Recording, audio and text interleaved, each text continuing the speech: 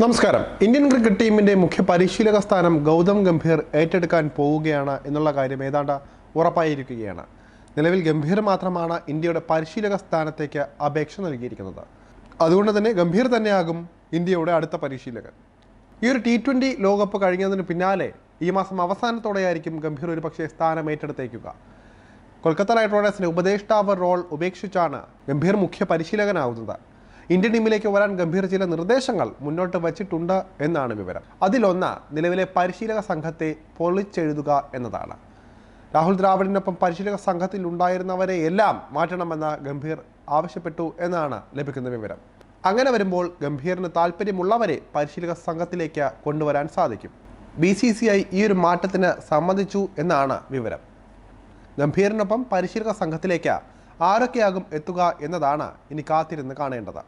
പല പേരുകളും ഈ റോളിലേക്ക് ഉയർന്നു കേൾക്കുന്നുണ്ട്. സഹപരിശീലകനാകാൻ മുൻ ഇന്ത്യൻ താരവും സൂപ്പർ ഓൾറൗണ്ടറുമായ യുവരാജ് സിംഗ് താല്പര്യം അറിയിച്ചിട്ടുണ്ട് എന്നാണ് വിവരം.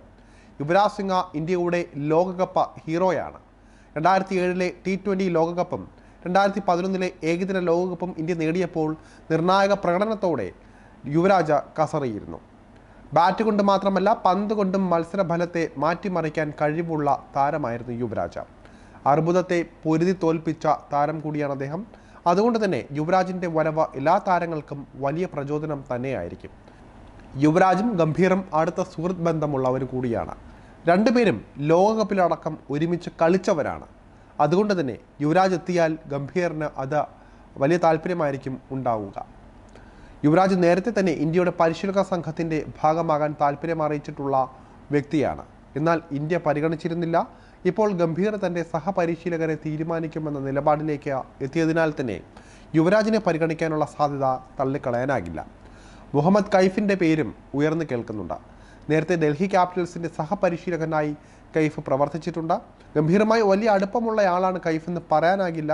മികച്ച ഫീൽഡർമാരിൽ ഒരാളായിരുന്ന കൈഫ് ഇന്ത്യയുടെ പരിശീലക സംഘത്തിൻ്റെ ഭാഗമായിരുന്നു.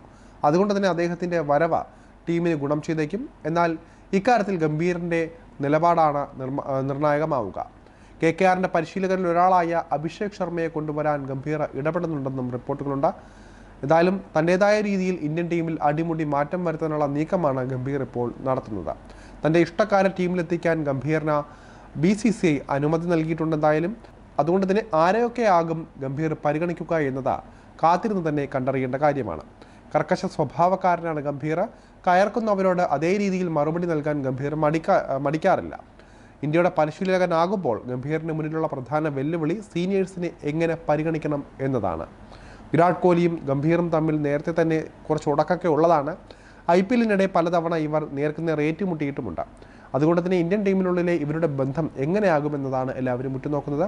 ഗംഭീറിൻ്റെ വരവ് യുവതാരങ്ങൾക്ക് വളരെയധികം ഗുണം ചെയ്യുമെന്ന് ഉറപ്പായ കാര്യമാണ്. എന്തായാലും കാത്തിരുന്ന് കാണാം ഗംഭീറിൻ്റെ വരവും അതുപോലെ തന്നെ മുഹമ്മദ് കൈഫും യുവരാജ് സിംഗും ഒക്കെ ടീമിൻ്റെ ഭാഗമാകുമോ എന്നതെല്ലാം തന്നെ കാത്തിരുന്ന് കാണേണ്ടതാണ്. അങ്ങനെ വന്നാൽ 90s കിഡ്സിൻ്റെ ഏറ്റവും വലിയ ആഗ്രഹം കൂടിയായിരിക്കും നടക്കാൻ പോകുന്നത്.